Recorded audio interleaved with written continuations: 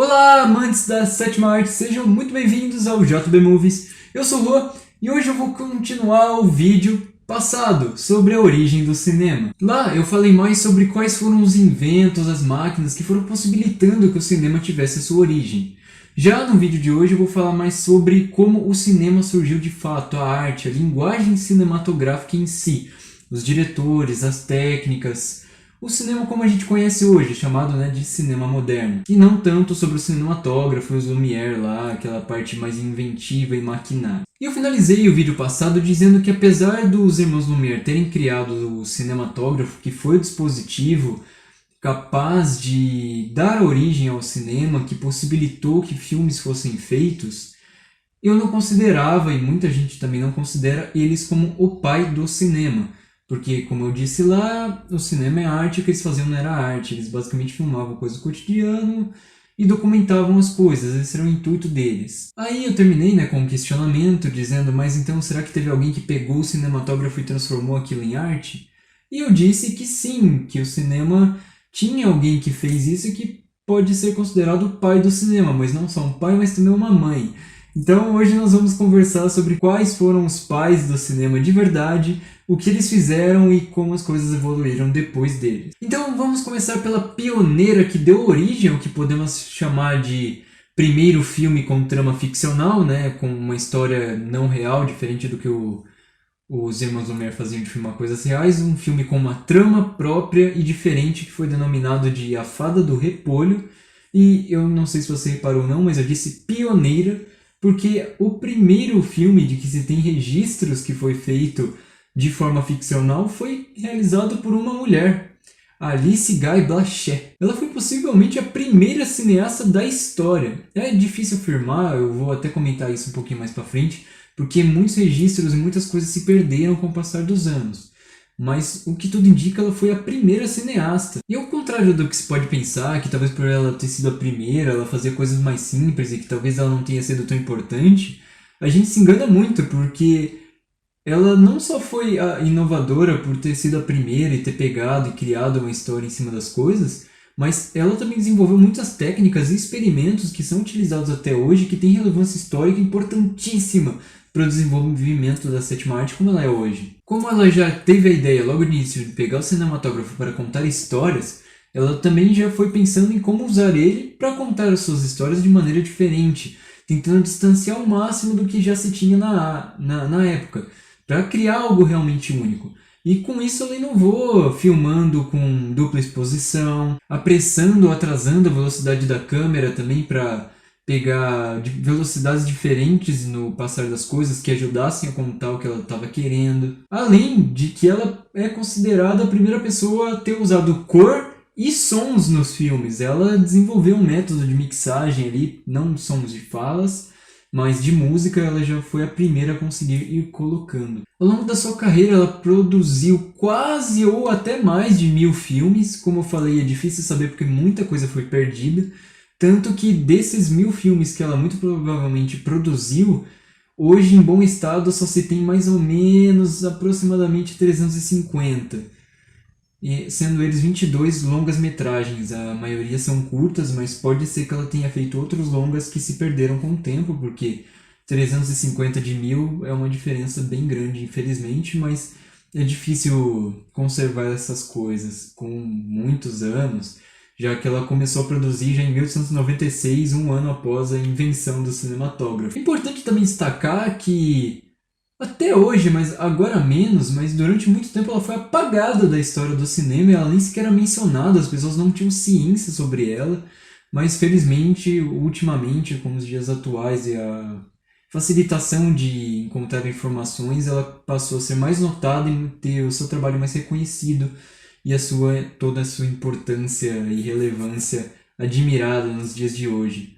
Mas apesar dela ter ficado esquecida durante muito tempo na história, durante sua vida ela obteve bastante sucesso fazendo filmes, ela já tinha bastante reconhecimento, só não tinha o reconhecimento histórico, mas ela obteve sucesso com seus filmes, diferentemente de muitos diretores que vieram depois. E agora a gente vai falar de alguém que, diferentemente da Alice Guy, recebeu muito reconhecimento, mas foi sim merecido, que é o nosso querido pai do cinema, Georges Méliès. Antes de fazer cinema de fato, ele já fazia apresentações no seu próprio teatro, ele já tinha essa veia mais artística e ele era mágico e ilusionista.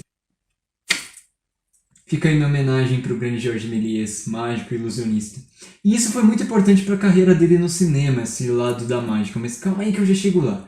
O Georges Méliès, ele estava também na apresentação lá do cinematógrafo em Paris, ele pagou um franco para entrar, e ele já queria comprar o aparelho lá, mas os irmãos Lumière não venderam para ele, então ele pegou um que era muito semelhante e foi fazendo os seus primeiros filmes assim. Até chegar no que é considerado o principal filme para a história do cinema, o mais importante, que é o Viagem à Lua, que é considerado o primeiro filme de ficção científica da história, e ele é muito importante por vários princípios.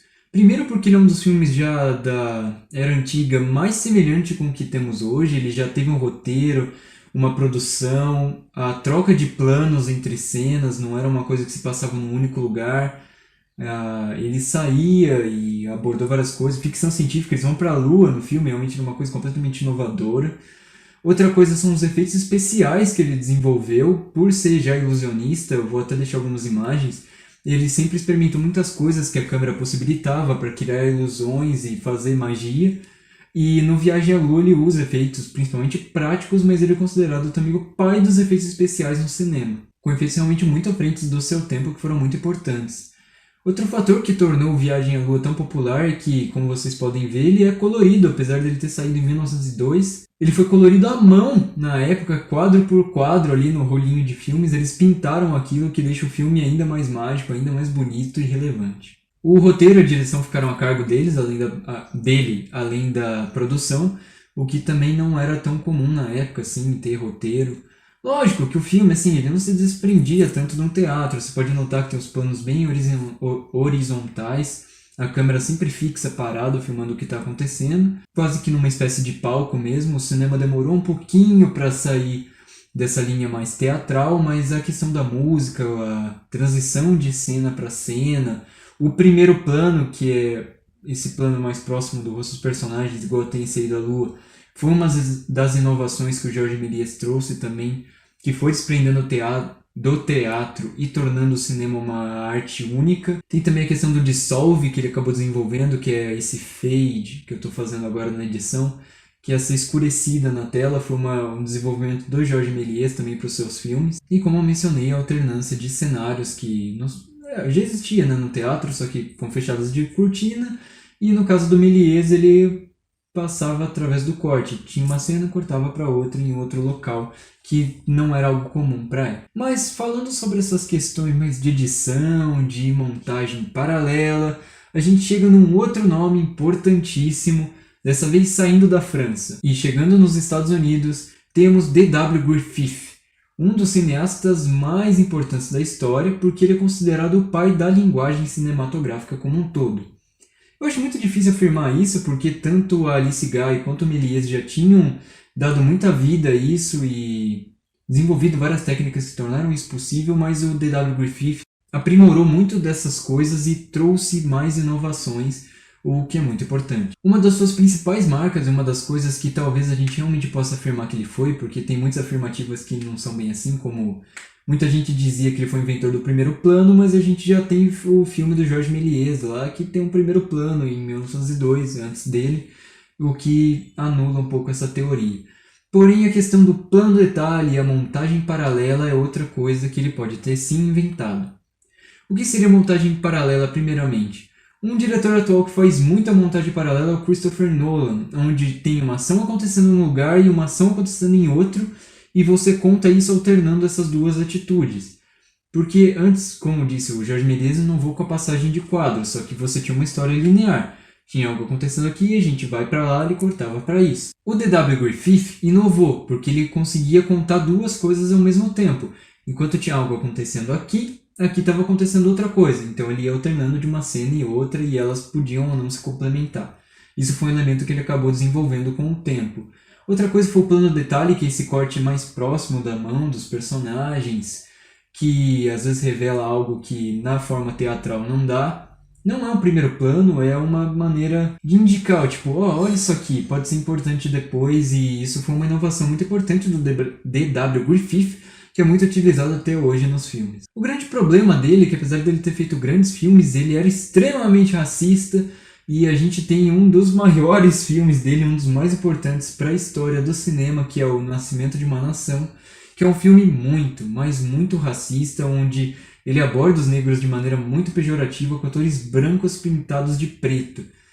É realmente vergonhoso. Por um lado, ele era um gênio na parte de linguagem técnica, mas por outro, ele era um verdadeiro monstro. Eu também acabei esquecendo de comentar, mas outra coisa que ele foi importante também foi a questão de movimentação de câmera. Como eu falei, apesar do Jorge Méliès alterar em planos, ele geralmente mantinha a câmera estática, como se fosse uma visão de teatro. O D.W. Griffith mudou isso, criando os movimentos, tanto laterais, para frente e para trás, que não eram tão comuns.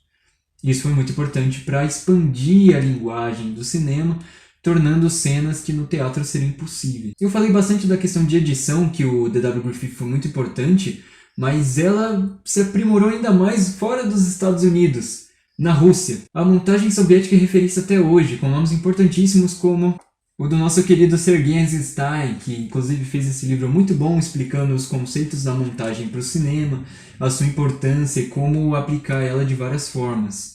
A Rússia realmente foi inovadora nisso e criou filmes muito bons e icônicos e princípios que são estudados até hoje na parte de edição de vídeo, não só para cinema, mas também publicidade, muitas coisas como manipulação de emoção, como tratar o tempo, como manipular essas coisas para criar uma linguagem própria para o que você quer contar e não só mostrar algo básico e simples, sem significado, sem sentido e sem emoção. E com todo esse aprendizado, toda essa informação, todas essas técnicas inventadas por todos esses nomes mencionados aqui no vídeo, a gente chega no que foi o segundo passo para o cinema se tornar a potência que é hoje: os movimentos cinematográficos. Onde o primeiro dele eu já até contei um pouco aqui no canal, que foi o expressionismo alemão, mas esse assunto para o próximo vídeo dessa série, que não vai ser meu próximo vídeo aqui, eu não sei exatamente quando vai sair, mas em breve a gente vai ter aí mais um episódio aí da Origem do Cinema, contando o que foi o primeiro movimento cinematográfico,